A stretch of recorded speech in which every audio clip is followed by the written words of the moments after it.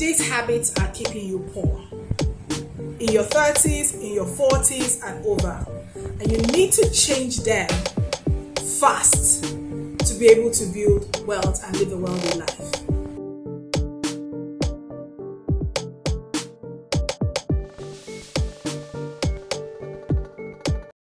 Hey friends, welcome again to my channel. My name is Tale Alimi, and today I'm going to be talking about 10 money habits that are keeping you poor in your 30s and over, and you need to change them fast. Okay, now we all talk about wanting to build wealth, but if you are working hard to build wealth and you have a leaking basket because of your habits, okay, your habits will keep stopping you, and that's why you literally need to fix your habits if you really want to build wealth. And today I'm going to be talking about the 10 money habits that are keeping you poor, and so that you can change them fast, okay? Because our goal with this channel is to help you live your dream life, to be financially free, and to make sure that you are attaining the financial independence or financial freedom of your dreams. That is the goal of this channel. So if that's what you desire, make sure you stay till the end and watch all 10 habits. And if you're not subscribed to this channel, this is a good time to subscribe. Okay, turn on your notification, because I have great content to help you create a financially independent, free life that you desire to attain. Now, the first habit that might be keeping you poor is you don't have a budget or a financial plan. Okay. Now, a budget is your plan for your money. Okay, it helps you to be able to track your income and your expenses, so that you make sure that you're actually spending less than you're earning and actually putting aside something, okay, to attain financial freedom, so you don't overspend and continually be in debt. So this is very important. Having a budget where you plan what it is that you want is very important. A lot of people don't have budgets. They live what I call the que sera sera lifestyle, which is the whatever will be, or they have the attitude of, what, I beg, let me even eat for today and all that. But we don't know what tomorrow will be. But the truth is that if you wake up tomorrow, that's your tomorrow. And so you literally have to have a plan. So the first habit keeping people poor is not having a budget or financial plan. Change that fast. The second thing is living beyond your means. Okay, spending money that more than you earn. I mean, if you're trying to keep up with the Joneses, of course you already know that the Joneses are broke, right? And there's so many people trying to keep up with the social media lifestyle, Instagram lifestyle, okay, or somebody's balling, somebody's being rich. But the truth is that if you read books like The Millionaire Next Door, you know that the real wealthy people are not people that are balling. The real wealthy people are conservative, okay, and they are not living beyond their means. They're actually living far below their means, and that's why they are wealthy. And so if you are constantly trying to keep up with the Joneses, live a lifestyle beyond what you can afford, continually borrowing, to maintain a lifestyle that you cannot afford, that habit is going to keep you poor. Okay, so please change it fast. Okay, cut your coat according to your earnings, and if you really want to earn more, push yourself. Okay, watch all the videos I've shared about how to make more money and things like that, and earn more money. Okay, instead of putting yourself in financial situations that are just not doesn't make sense. Okay, then the third thing that keeps people poor is not having any financial goals. Okay, they say if you don't know where you're going, anywhere will lead you there. So if you don't have financial goals, you don't know what you want to achieve. Okay, what do you want to do? Are you saving towards an emergency, or what I call an opportunity fund?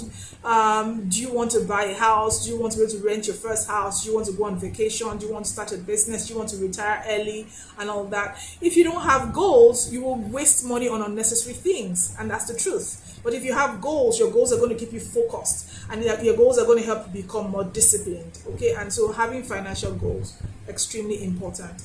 The fourth habit that is keeping people poor is not saving money. Okay, and saving money is essential for financial success. I've heard some people say that, oh well, but I don't save because my savings is what saves me. That was one of the cheesiest things I've heard. Since I heard that line, it just makes me laugh. But the truth is that you cannot attain your financial goals or attain financial success if you don't save. Okay, because savings will allow you to build a financial cushion, in case of emergency, or in case you have there's an opportunity that comes your way that you need cash, you need to be saving and all that.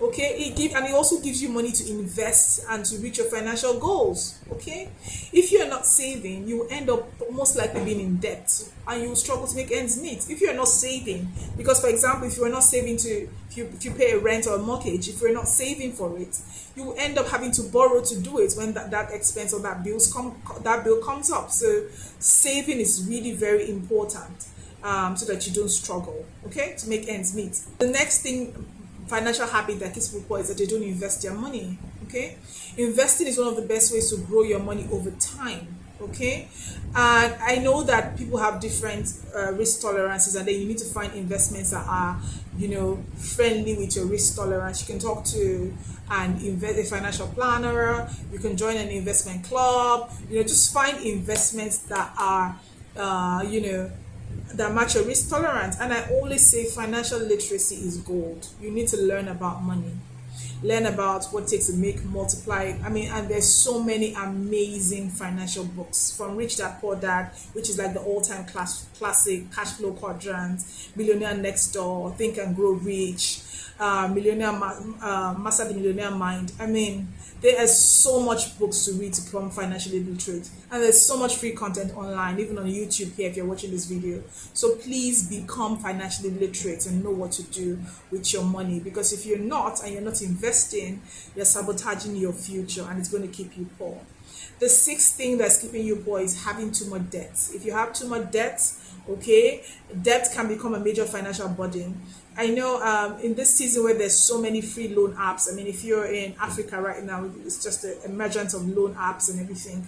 There's some people that are in so much debt. I heard the story of someone who was in debt to 40 loan apps, okay?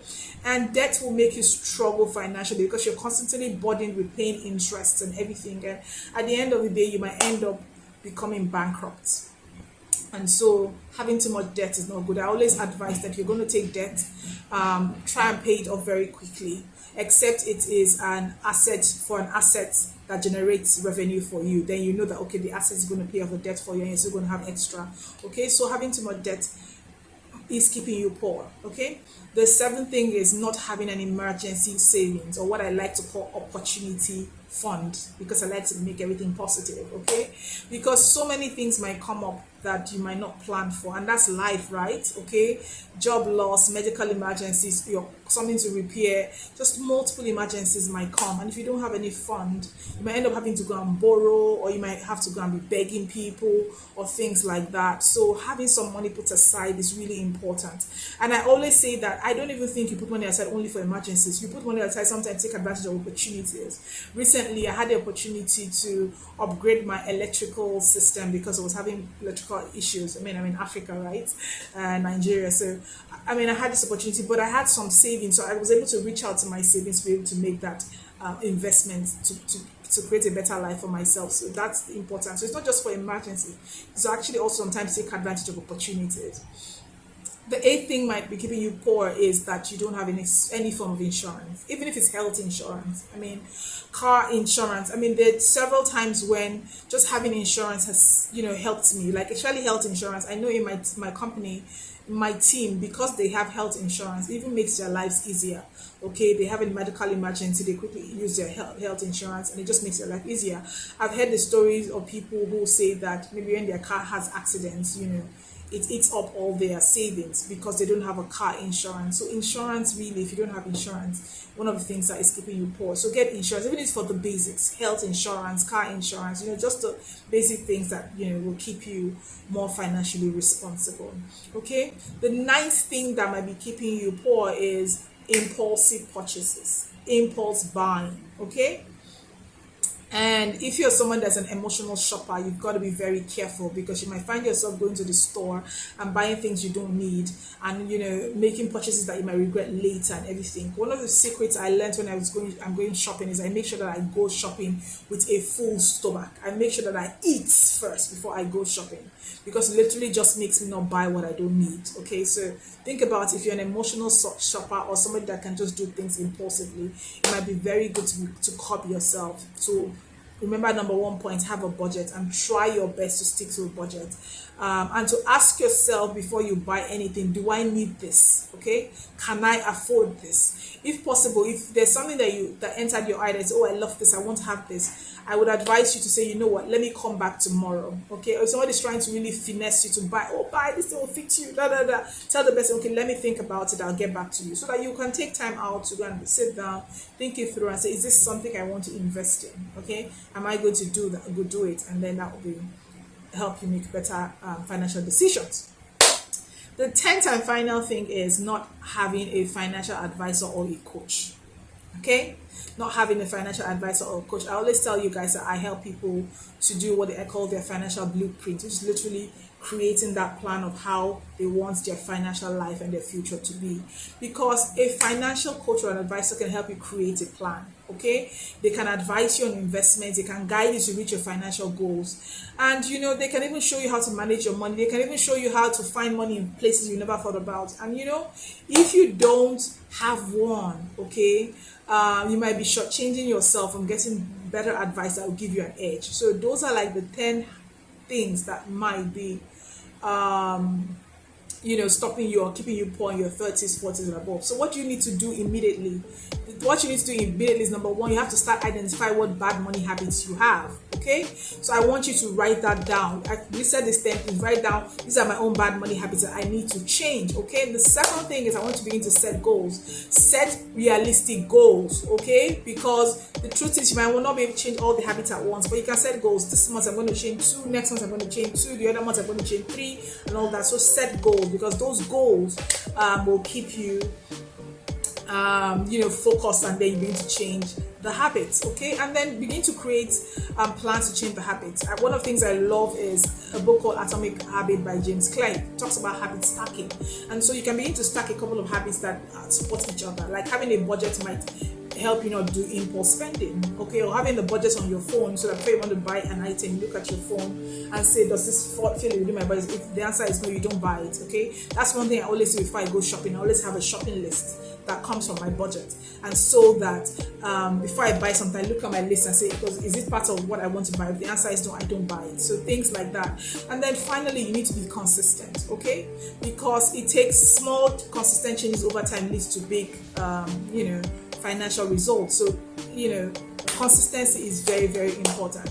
Now I know that changing money habits is not easy, like changing any type of habit in this life, okay, but it is worth it. You know, and by making some simple changes, you can improve your financial situation and your financial life, so that you're not old and you don't have anything, you know, in your name and all that, because you just don't have good habits. Okay, so I hope you found this video helpful, and if you like this video, please make sure you like the video. It helps the algorithm. Please make sure you subscribe to the channel, turn on notification, and share this video with your friends in their 30s, in their 40s, and beyond, so that we will all form better financial habits and become financially free and independent like we desire. Thank you for watching, and I'll see you again in the next video.